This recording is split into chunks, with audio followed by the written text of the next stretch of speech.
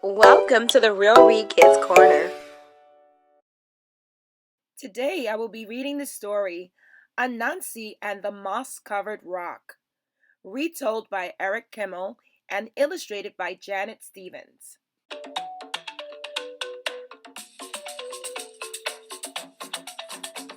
Once upon a time, Anansi the spider was walking, walking through the forest when something caught his eye. It was a strange moss-covered rock. "How interesting," Anansi said. "Isn't this a strange moss-covered rock?" Kapum! Everything went black. Down fell Anansi senseless. An hour later, Anansi woke up. His head was spinning. He wondered what had happened. "I was walking along the path when something caught my eye. I stopped and said, 'Isn't this a strange moss-covered rock?'" Kapum! Down fell Anansi again. But this time, when he woke up an hour later, he knew what was happening. "Aha," said Anansi. "This is a magic rock, and whenever anyone comes along and says the magic words, 'Isn't this a strange down he goes." "This is a good thing to know," said Anansi, "and I know just how to use it." So Anansi went walking through the forest until he came to Lion's house. Lion was sitting on his porch. At his feet was a great pile of yams.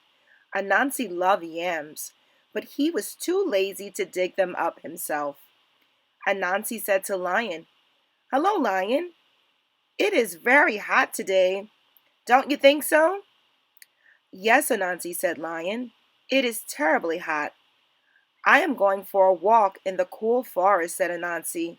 "Would you like to come?" "I certainly would," said Lion. So Lion and Anansi went walking, walking through the forest.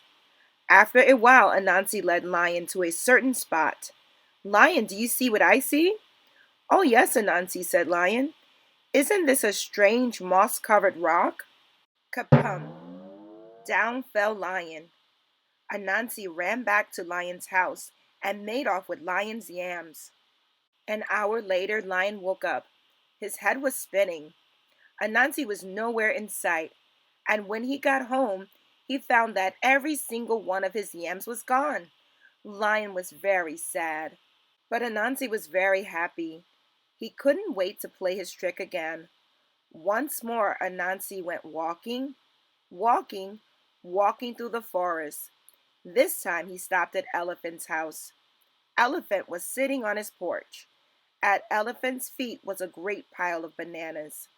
Anansi loved bananas, but he was too lazy to pick them for himself.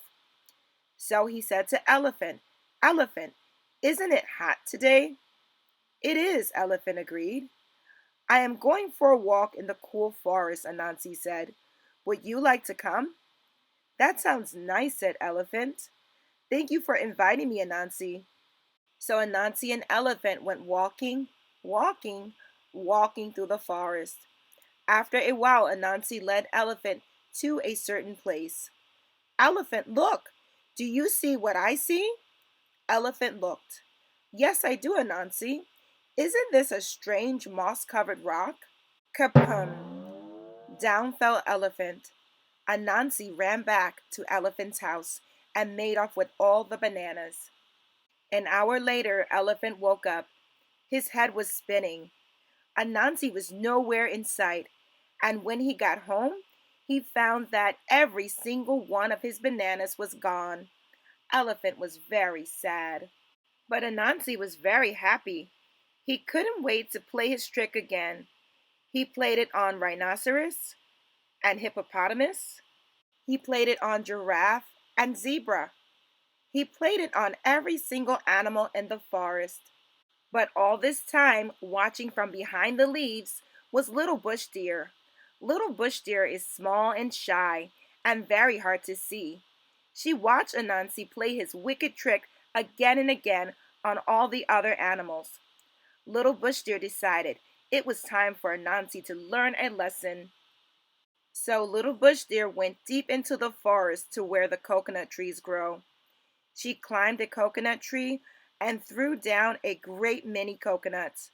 She carried the coconuts home in a basket and set them on her porch.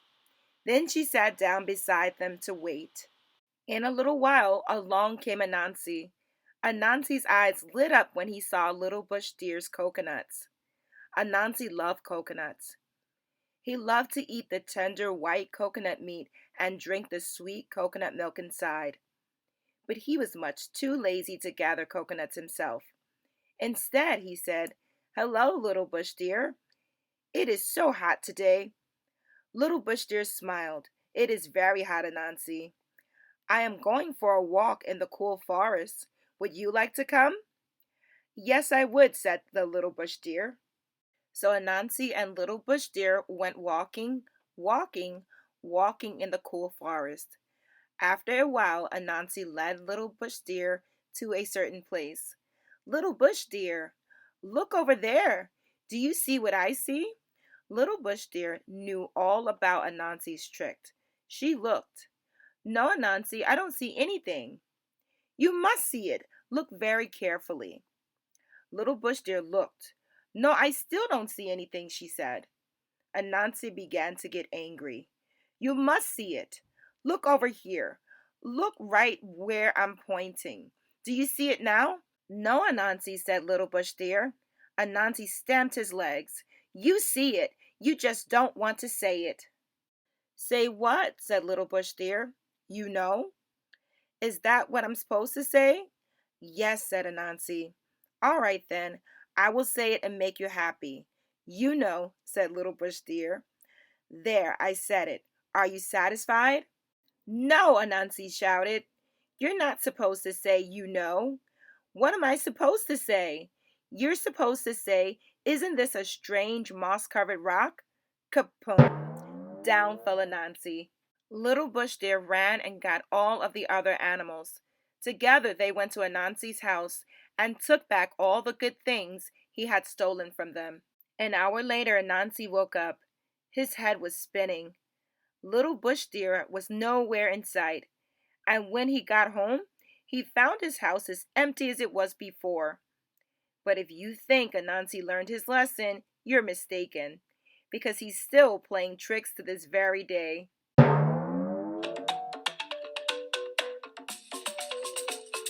I hope you enjoyed Read Aloud Time at the Real Read Kids Corner.